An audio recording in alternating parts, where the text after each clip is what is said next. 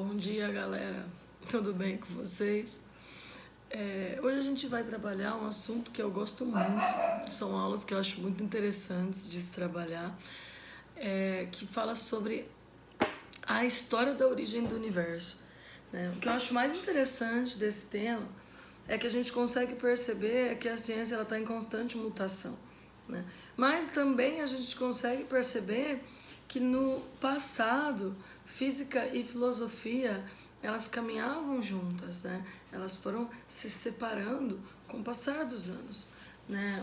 A civilização grega foi uma civilização que mudou muito a maneira como a gente enxerga o universo e tudo mais.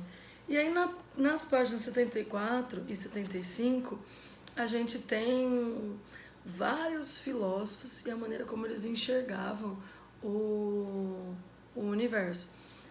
Ninguém vai cobrar de você saber, por exemplo, quem dentre eles acreditava num sistema heliocêntrico, geocêntrico. Mas é muito interessante a gente ver que, por exemplo, alguns entendiam o universo como algo contínuo, que sempre existiu e sempre vai continuar existindo. Outros entendiam que existiam diversos universos, um cresce, outro some, e o nosso é só um dos que existiu ao longo dessa loucura toda. Então, surge um universo, aí passa um tempo ele morre, aí surge um novo, aí passa um tempo ele morre, e o nosso é só um deles. Então, são questões, são situações que a gente não... A gente hoje parece loucura da cabeça da pessoa, de onde a pessoa tirou tudo isso. Mas era a maneira como eles acreditavam no universo, né? E foram tendo vários filósofos, várias situações, várias pessoas foram tendo várias discussões. Então é extremamente importante que você leia as páginas 74 e 75, e eu vou pedir para que você faça um mapa mental, tá? Sobre essa página, com os nomes dos filósofos e aquilo que eles acreditavam. Claro, é um monte de informação, você vai resumir essas informações, tá bom? Você vai resumir essas informações, vai fazer um mapa mental, pode ser numa folha de sulfite, pode ser na sua folha de caderno, vai bater uma foto, vai disparar no e-mail, beleza? Mas eu quero contar para vocês o que vem depois disso, né? O que acontece depois disso. Então, aqui na apostila de vocês, o último filósofo que ele fala é Ptolomeu, tá? Ptolomeu, ele já vem em 90 depois de Cristo até 168 depois de Cristo, tá? E ele descrevia o universo geocêntrico, tá? Com a Terra no centro do universo e todos os outros astros girando em torno da Terra. Então, o movimento do Sol em torno da Terra é que fazia com que você tivesse o dia e a noite, tá? Lembrando, pessoal, que na Grécia Antiga não se falava mais em Terra plana, tá? A Grécia Antiga já entendia a Terra como eles entendiam como uma esfera, tá? Foi se compreender esse formato geóide que a gente entende hoje, né? Que ela é achatada nos polos depois de um tempo.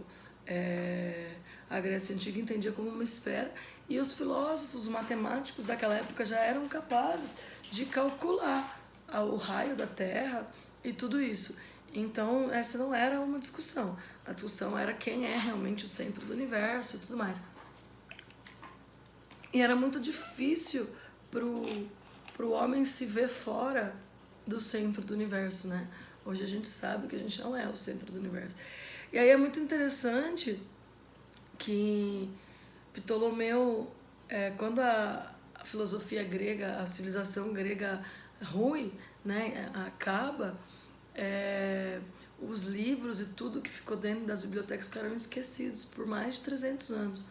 E a próxima pessoa que foi falar sobre o universo e tudo foi Nicolau Copérnico, tá?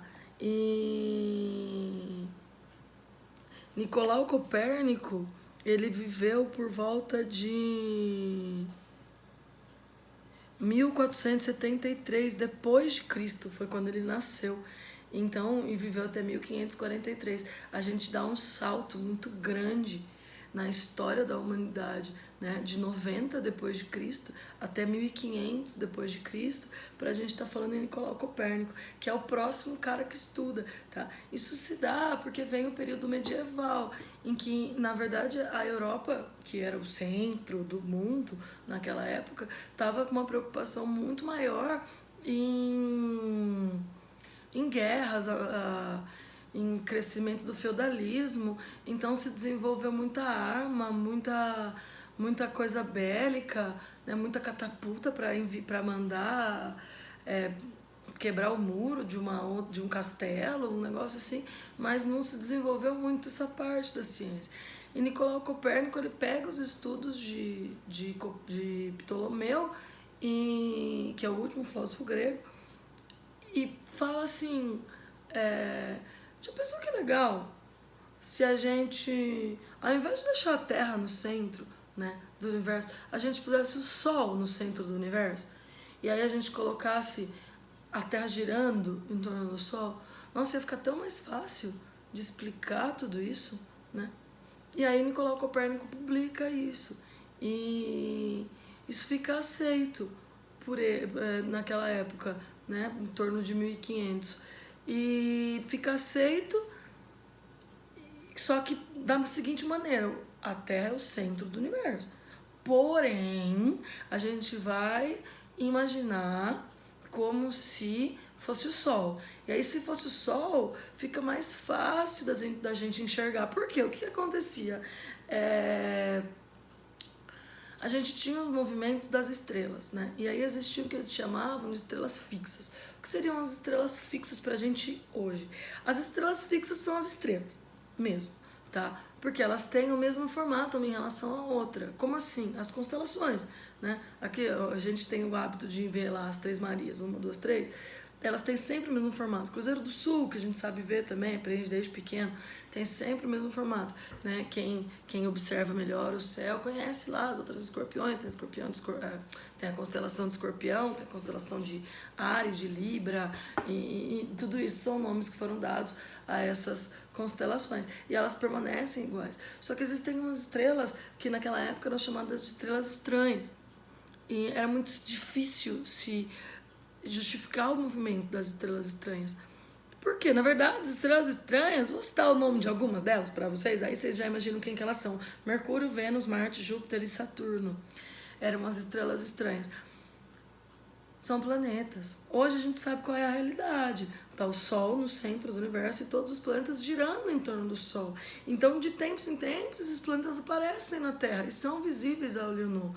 Vênus está visível a olho nu no céu neste momento em que eu estou gravando esta aula, tá? Se a gente for lá fora agora, eu estou gravando a aula de noite, porque de dia é muito barulho, e Vênus está no céu no início da noite, na verdade. Eu estou gravando mais tarde.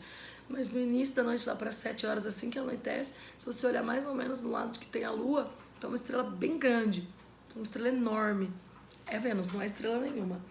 E aí, como de tempos em tempos aparece essas estrelas estranhas, e elas têm uns movimentos muito malucos, era muito difícil de explicar o movimento delas e por que elas caminham no meio das outras estrelas, e as outras estão sempre fixas, né, umas em relação a outras.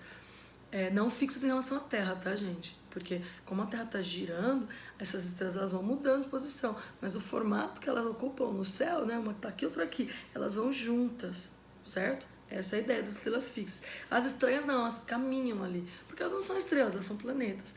E era uma teoria mais louca que a outra para tentar explicar o movimento desses planetas que eram chamados de estrelas estranhas, até que de repente Copérnico pegou e falou assim, 1000 anos depois, né?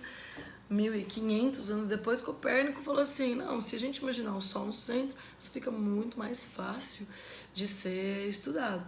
E aí Copérnico coloca essa questão e passa-se a aceitar o sistema heliocêntrico, com o Sol no centro do universo, porém a gente aceita, mas entende que não é a realidade continua sendo a Terra no centro, tá? Quem vem falar que a Terra realmente não é o centro do universo, é um outro cara chamado Giordano Bruno, tá? Mas essa é assunto para outro vídeo. Aqui que eu tô vendo que já tá dando 10 minutos, já tá bom.